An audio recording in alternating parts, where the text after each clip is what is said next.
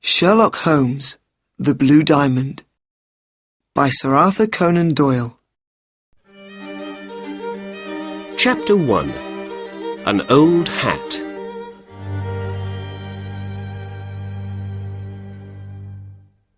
My name's Dr. Watson, and I'm a good friend of the famous detective Sherlock Holmes.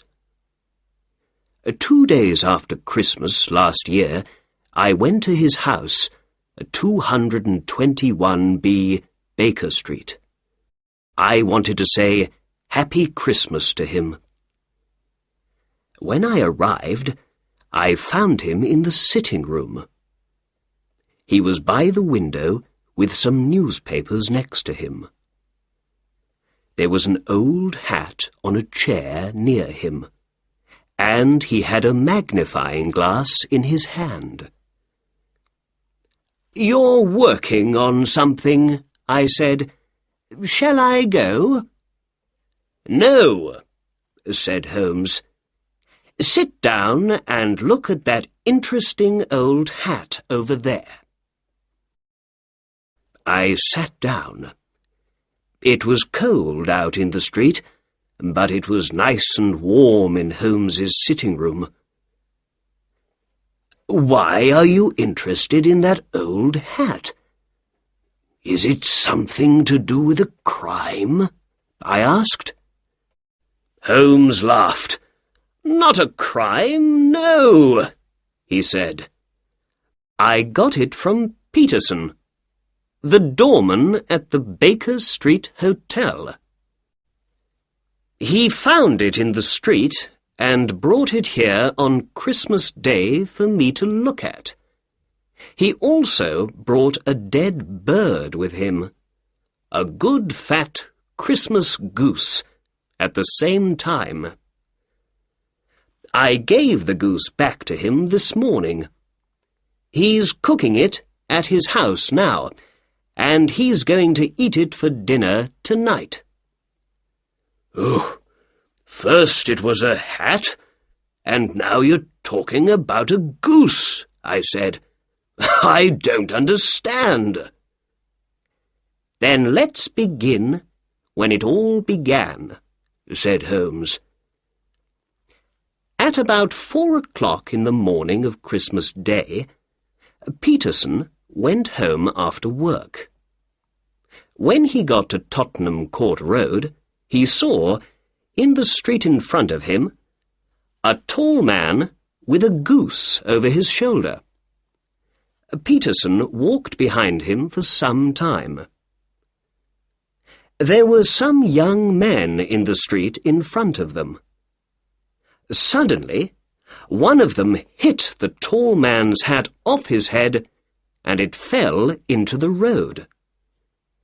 Then the tall man tried to hit the young man with his walking stick, but by accident he broke the window of a shop behind him. At that moment, Peterson ran to the man to help him, but the tall man ran away. Perhaps he felt bad about breaking the shop window. Perhaps he thought that Peterson, in his doorman's coat and hat, was a policeman. When he ran, he left his Christmas bird in the street next to his hat. The young men ran away at the same time. So Peterson took the goose and the hat home with him, and the next day he brought them here.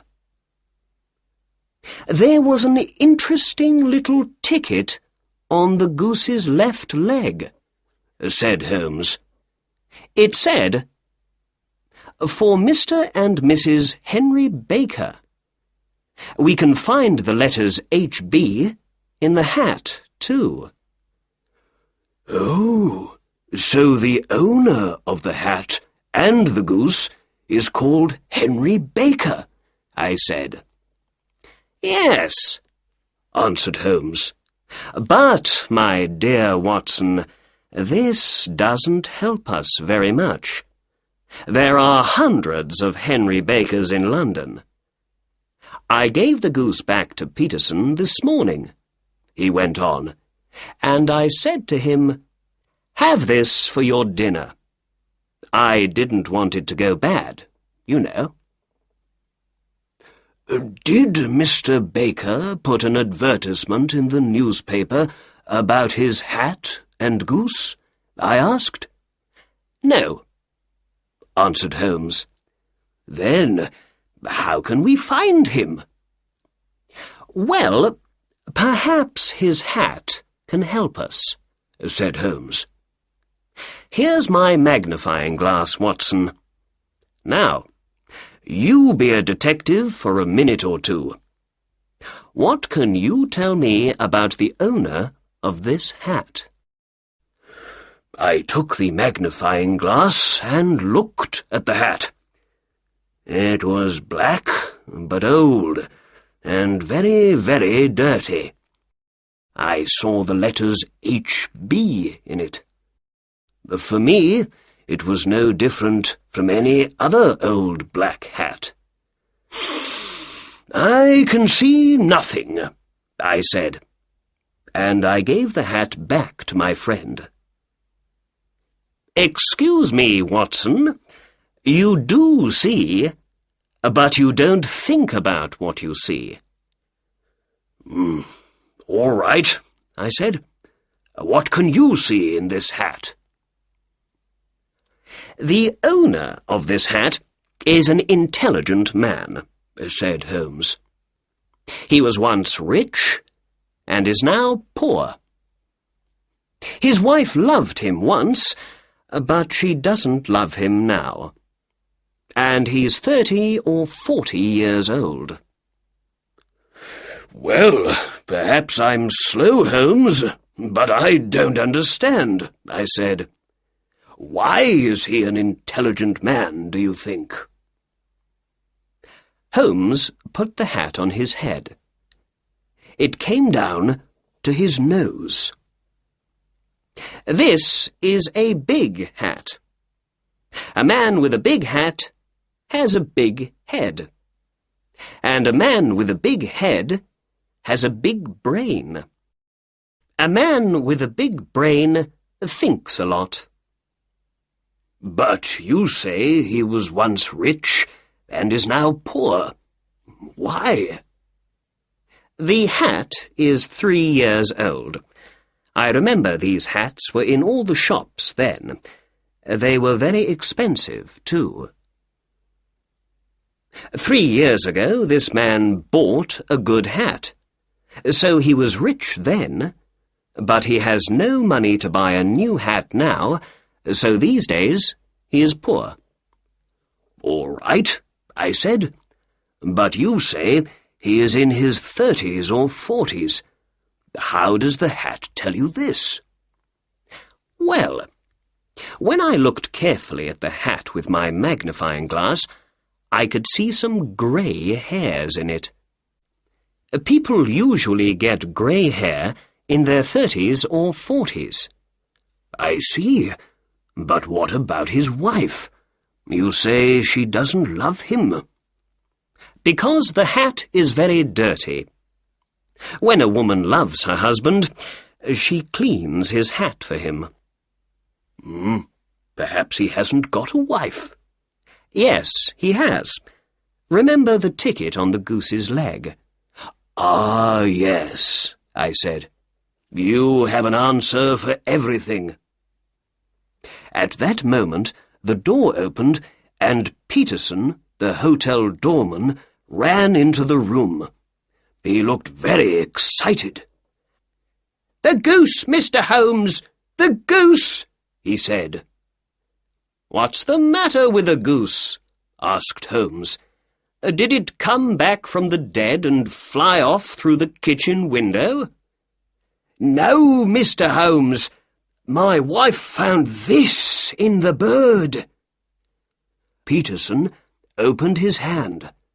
There was a beautiful blue diamond in it.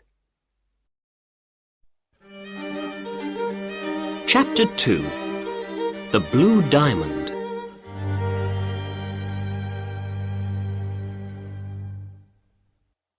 When Sherlock Holmes saw the diamond in the doorman's hand, he sat up. "Well, well, Peterson," he said. "What a wonderful thing to find in a goose. Do you know what you have in your hand?" "I think it's a diamond, Mr. Holmes. Is it expensive?" "Yes, it is," said Holmes. "This is the Countess of Morcar's blue diamond. It disappeared a week ago." "How do you know that?" I said. "Watson, you must read the newspapers more often. There's an advertisement in the Times today about it. Here, look." Holmes gave the advertisement to me. Then Holmes spoke to the doorman. "It's a very expensive jewel, Peterson. The Countess paid about £20,000 for it. Last week, someone took it from her rooms in the Cosmopolitan Hotel. Now the Countess wants to get her diamond back. She says that she's going to give £1,000 to the finder." £1,000? cried Peterson excitedly. Then, without saying more, he sat down in the chair between us. First he looked at Holmes, and then he looked at me. "The diamond disappeared 5 days ago, I think," I said. "Yes," answered Holmes. "They say a young man, John Horner, took it. Here's a newspaper report about the case." Holmes gave an old newspaper to me, and I read the report.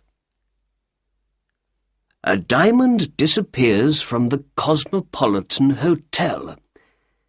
The Countess of Morcar's blue diamond disappeared from her room at the Cosmopolitan Hotel on the 22nd of this month. The police think John Horner, 26 years old, took the diamond from a jewel box when he went to repair the window in the room. James Ryder, the assistant manager of the hotel, told the court, 'I took Horner to the Countess's room, but then I went away for some time. When I came back, Horner wasn't there, and I found the open box, without the jewel in it, on the table next to the bed.' Catherine Cusack, the Countess's maid, spoke next. I heard Mr. Ryder call, and I ran to the Countess's room. There I found Ryder with the jewel box in front of him. The police found Horner at his home later that day, but they couldn't find the diamond. Later, Detective Bradstreet spoke to the court. When I said, 'You're a diamond thief,' Horner hit me. Soon after that, Horner told the court angrily, 'You've got the wrong man. I didn't take the Countess's diamond. I'm not a thief.' Bradstreet then told the court, 'Horner went to prison once before for being a thief. I say he took the diamond. The case goes to the High Court next week.'"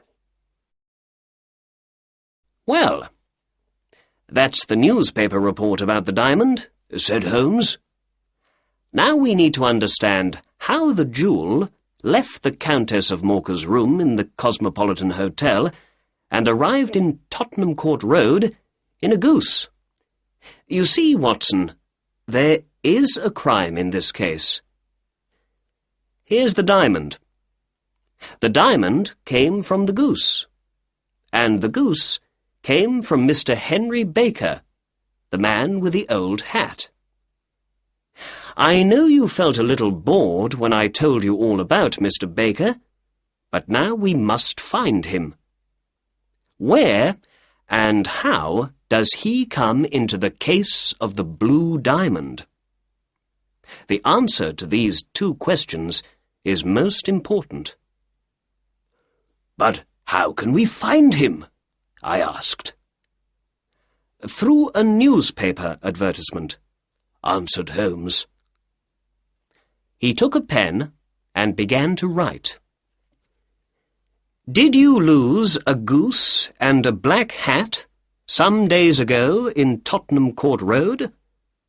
Are you called Henry Baker? Please come to 221B Baker Street this evening at 6:30 to get your things." "There. That says it all, I think," said Holmes. "Yes, but is he going to read it?" I asked. "Yes, Watson, I think he is. He's a poor man, remember? At the time he was afraid because of his accident with the shop window, but now I believe he feels very sorry about running away and thinks, 'Why did I leave that bird in the street?' Perhaps he looked for a newspaper advertisement about it yesterday. I think he's going to look again today, too. What's more, we've got his name in the advertisement, so I believe his friends are going to see it and tell him about it." "Yes, I see," I said. Holmes gave some money to the doorman and said, "Peterson, please go down to the newspaper offices and put this advertisement in all the evening newspapers." "Very good, sir. And shall I leave the diamond with you, sir?" "Yes, Peterson. And I say, Peterson, after you leave the newspaper offices, can you buy a goose and bring it back here? We need a new bird for Mr. Henry Baker when he comes. Your family is eating the old one for dinner today, so he can't have that." The doorman went out of the door and down the street. Chapter 3. Mr. Henry Baker.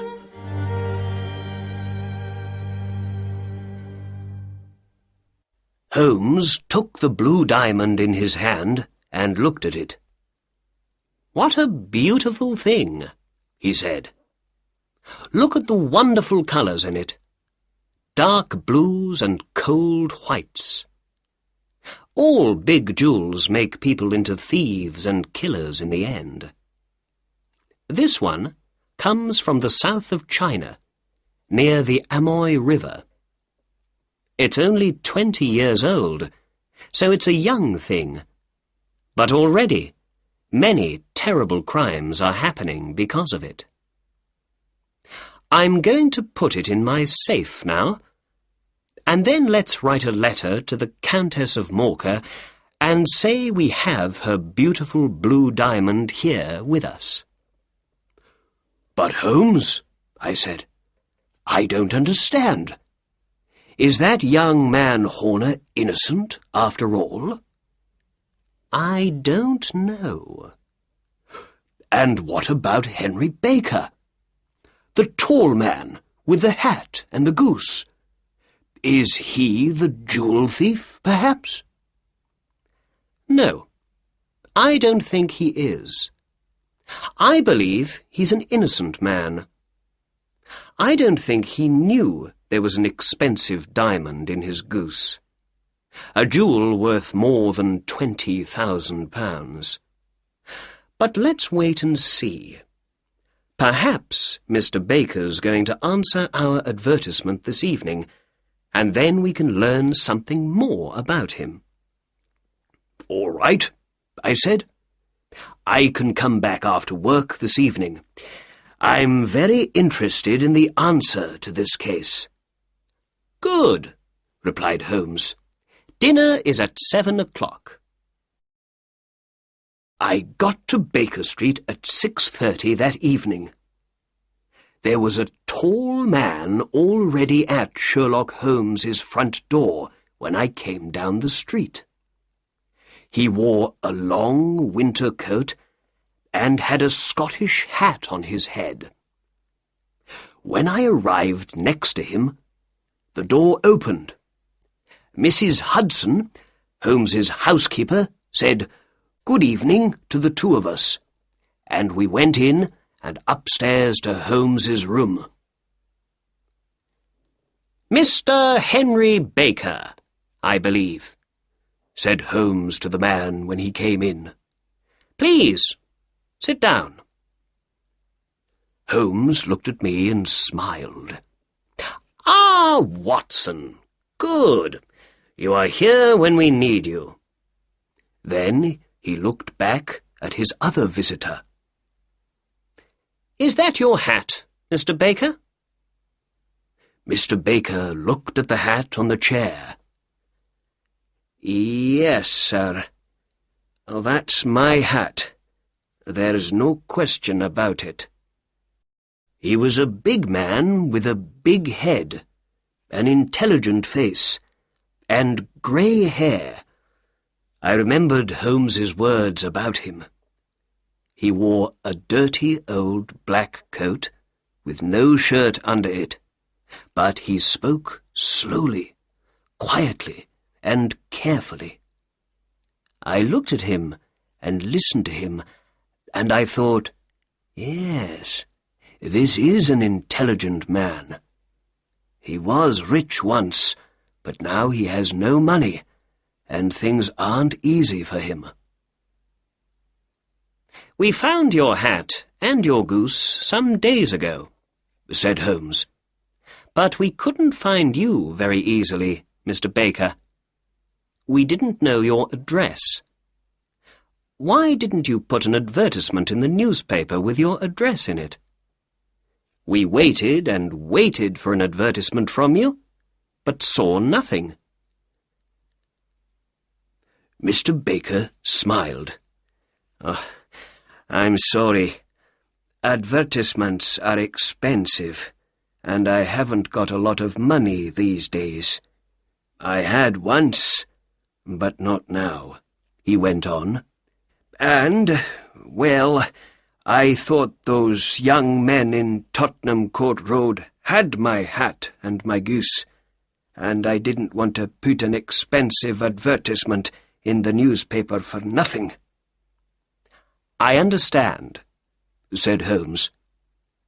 "Now, before we say more, I must tell you something about your goose, Mr. Baker. I'm sorry, but, well, we ate it yesterday, you know."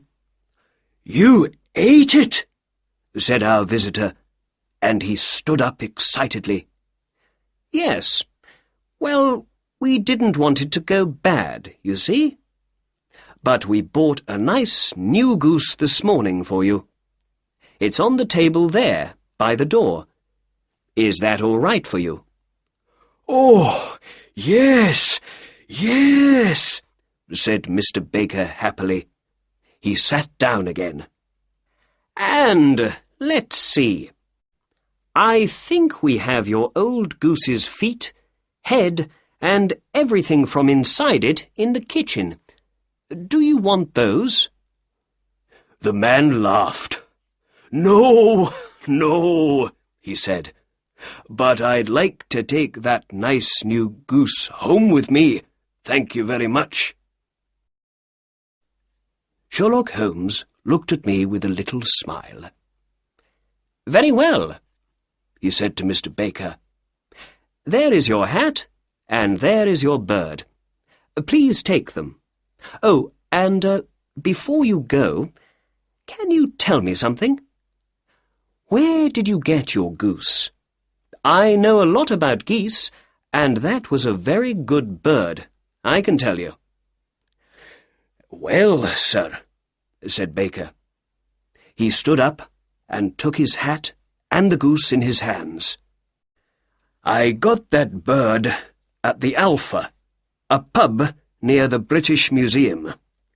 This year, the owner of the pub, Mr. Windigate, began a goose club. Every week we all put 5 or 6 pence into a money box, and at Christmas time we all had the money for a goose. With that, he said goodbye and left. "Well," said my detective friend, "that answers one question. Mr. Baker is not our diamond thief. Are you hungry, Watson?" "Ooh, no, not very." "Let's eat later, then. We must go to the Alpha at once. We need to speak to Mr. Windigate tonight."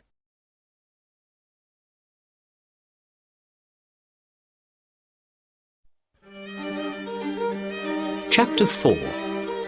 To Mr. Breckenridge's.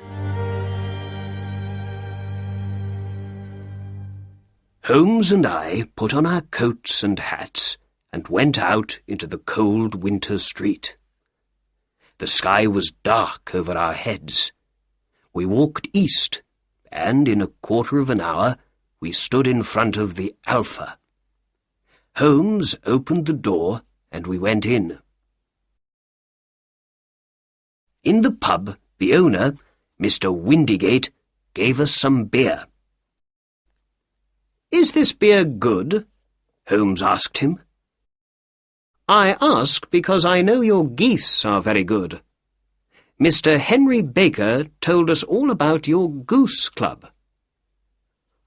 "Oh, yes, but those geese weren't our geese. They came from a man with a little shop in Covent Garden. Breckenridge is his name." "Thank you, my good man," said Holmes. We paid for our beer and drank it. Then we walked out of the warm pub and into the cold night again. "Now for Covent Garden," said Holmes, and we walked down the street past the British Museum. "Remember, Watson, it all began with a goose, but it finishes with 7 years in prison for young Mr. Horner.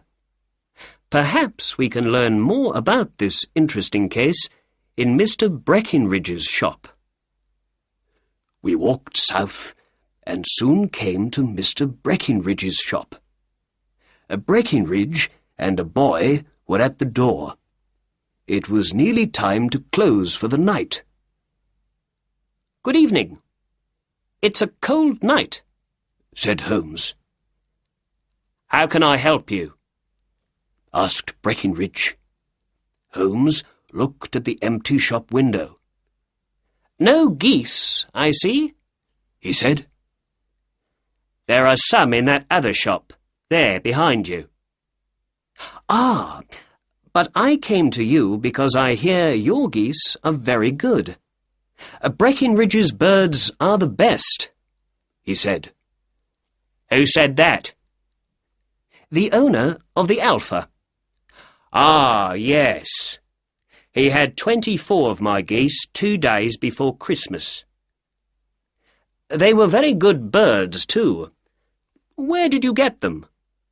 "I'm not going to tell you," said Breckenridge angrily. "Again and again people come and talk to me about those geese, and I don't like it. I paid good money for them. I took them to the Alpha, and then I forgot all about them. And then all the questions began. Where are the geese? How much do you want for them? Who did you sell them to? Why are people interested in them? I don't know. They aren't the only geese in London, you know." "I know," said Holmes. "But who asked you all those questions before? Not me. I had nothing to do with that, you know. But now I need your help. We ate a goose at the Alpha, and I say it was a country goose. But my good friend, Dr. Watson here, says it was a London goose. Which of us is right? It's an important question. £5 goes to the winner." "Well then, you lose, and your friend is the winner," said Breckinridge. "That goose came from London." "I can't believe that," said Holmes. "A pound says I'm right." "Very well," said Holmes, and he took out a pound. "I'm ready to pay, but I know you're going to lose your money." Breckinridge laughed. "Bring me the books, Bill," he said. The boy brought 2 books to him. Breckinridge opened the little one. "This is my address book," he said. "When people sell their geese to me, their addresses go in here. Country people on the left and town people on the right. The numbers after every name are page numbers in my big book." "Read out the 3rd name on the right," said Breckinridge. "Mrs. Oakshott, 117, Brixton Road, number 249, read Holmes. Then Breckinridge opened the big book. "And this is my in and out book," he said. "Let's look at page 249. Here we are. Mrs. Oakshott. What can you see for December the 22nd? 24 geese from Mrs. O, read Holmes. All 24 to Mr. Windigate at the Alpha. There. What do you say now?" said Breckinridge. Holmes put his pound into Breckinridge's hand angrily.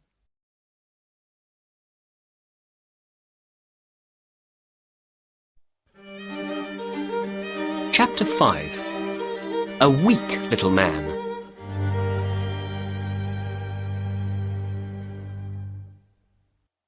In the street, Holmes stopped. Suddenly, he wasn't angry. He began to laugh.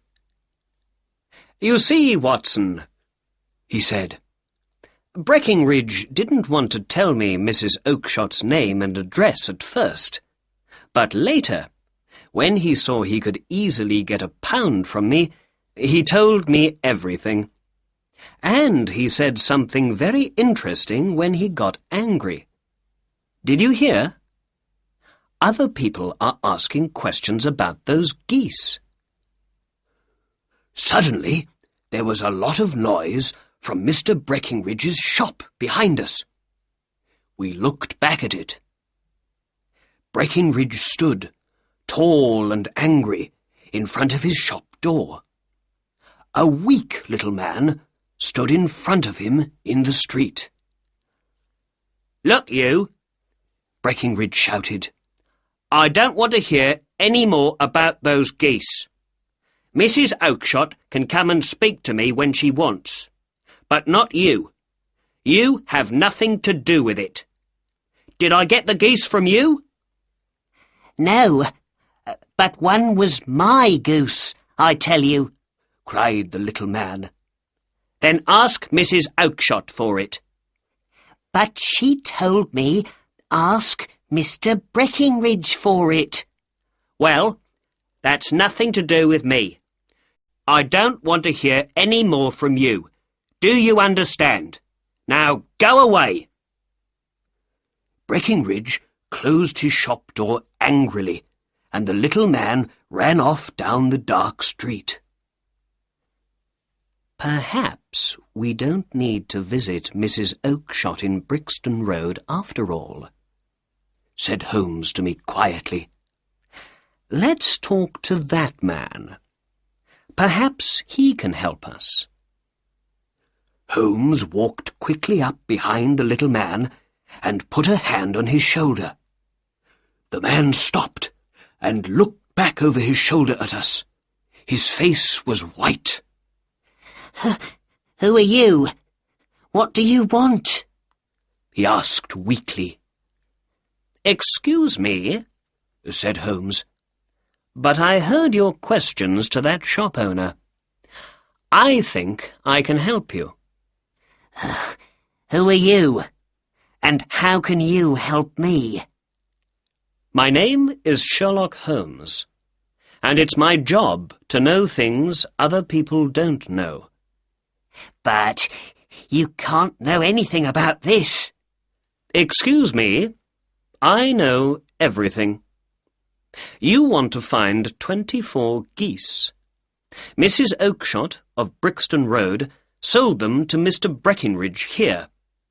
He sold them to Mr. Windygate, the owner of the Alpha, and Mr. Windygate sold them to the people in his goose club. Oh, sir, this is wonderful. Oh, I'm very happy to meet you, said the little man excitedly. You are right. I am very interested in those geese. Oh, more than I can say. Why don't we go to a warm room in my house for a talk, then? I don't like standing here in the cold street. Holmes put out his arm, and a cab stopped for us. But before we go, can you please tell us your name? The little man looked at Holmes and then at me before he answered. John Robinson, he said. No, said Holmes quietly. We'd like to know your real name, please. The stranger's face changed from white to red. Oh, very well. My real name is James Ryder, he said. Well, said Holmes. Assistant manager of the Cosmopolitan Hotel. Now, let's get into the cab and go home. Then I can tell you everything you want to know. So, we got into the cab and went home. Ryder looked excited, but said nothing. Holmes didn't speak at all in the cab.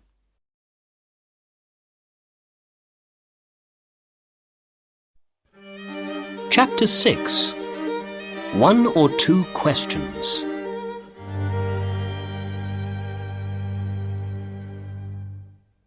When we arrived at 221B Baker Street, we got out of the cab and went in. Back in his sitting room, Holmes spoke at last. Please sit down, Mr. Ryder. Now, where were we? Ah, yes. You want to know what happened to those 24 geese. Or perhaps what happened to one of those geese. You are interested in only one bird, I think. A white goose with a black tail. Oh, sir, Ryder said excitedly. Where did that bird go to? It came here. And it was a most interesting bird. We found something in it after it died.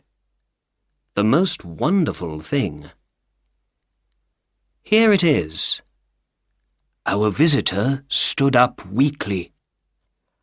Holmes opened his safe and took out the blue diamond. In his hand it was cold and beautiful.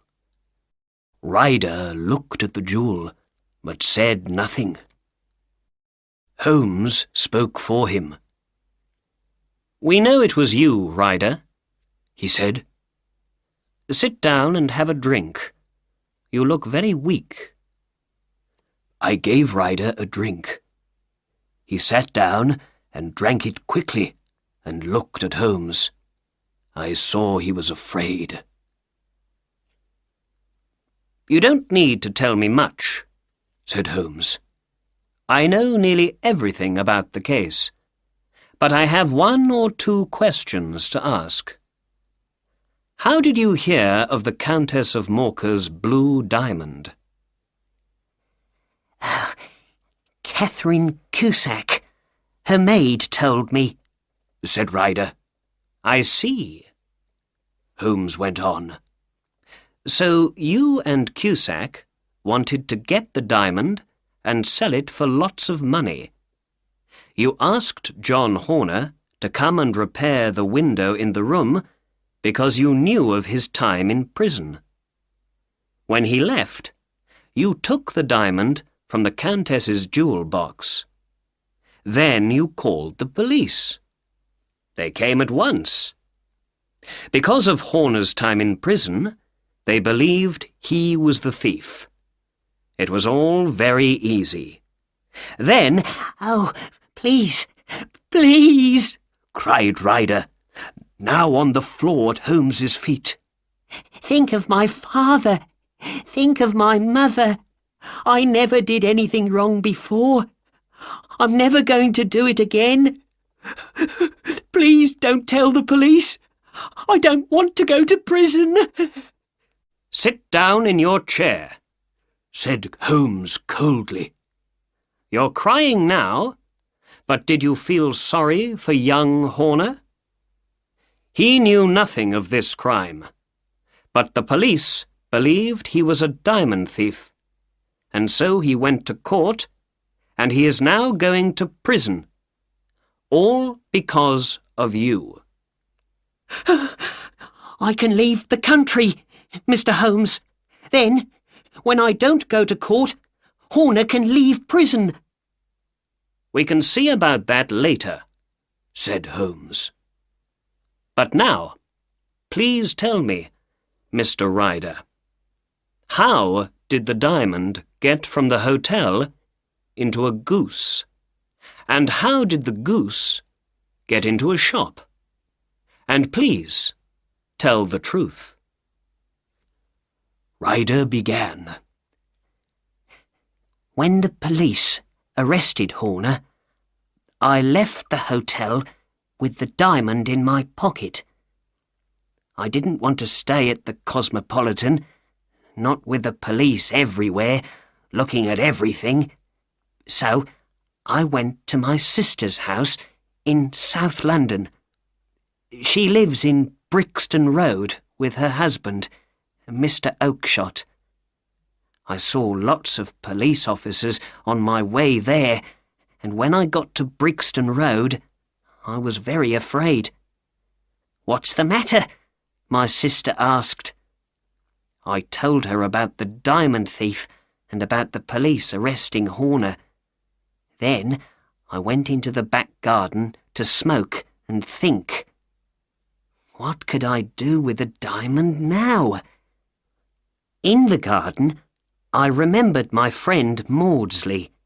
He began well, but he went bad, and in the end he went to prison for his crimes. Perhaps he knows about selling diamonds, I thought. So I decided to visit him at his home in Kilburn in North London. But how can I walk across London with the diamond? I thought. I can't have it in my pocket, not with all those police officers in the streets. Then I looked down at the geese in the garden, and I thought of something. I knew one of those geese was for me, for my Christmas dinner. So I decided to take my goose there and then, and not to wait for it. I quickly caught a big white goose with a black tail. Then I took the diamond from my pocket and put it into the bird's mouth. I felt the jewel go down its neck. With the diamond now inside the goose, I felt happy. I could walk to Kilburn and back easily. Then my sister came into the garden. "What are you doing with that goose?" she said. I put my bird down and it ran off with the other geese. "That's the goose I want for Christmas," I said. "Very well, catch it, kill it, and take it with you," she said. Well, Mr. Holmes, I caught that bird, killed it, and took it with me to Kilburn. There I told my friend Maudsley all about the diamond and he laughed and laughed. We got a knife and opened the goose, but we couldn't find the diamond. I knew then something was wrong. I left the goose with Maudsley, ran to my sister's house, and went into the back garden. There were no geese there. "Where are they all, Maggie?" I said. "In Mr. Breckinridge's shop in Covent Garden." "Were there 2 birds with black tails?" I asked. "Yes, there were, James," she said, and to my eyes one was no different from the other. I understood it all then. The diamond was inside the other goose with the black tail, and that goose was now in Mr. Breckinridge's shop. I ran to Covent Garden at once and went to Breckinridge's.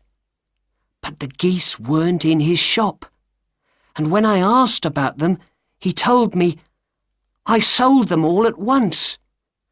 "But you must tell me. Where are they now?" I asked again and again, but he never told me. You and Dr. Watson heard him earlier tonight, Mr. Holmes.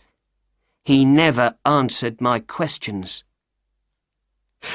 Now my sister thinks I'm a terrible brother. I'm a thief. I'm going to lose my good name. And I never got any money from my crime at all.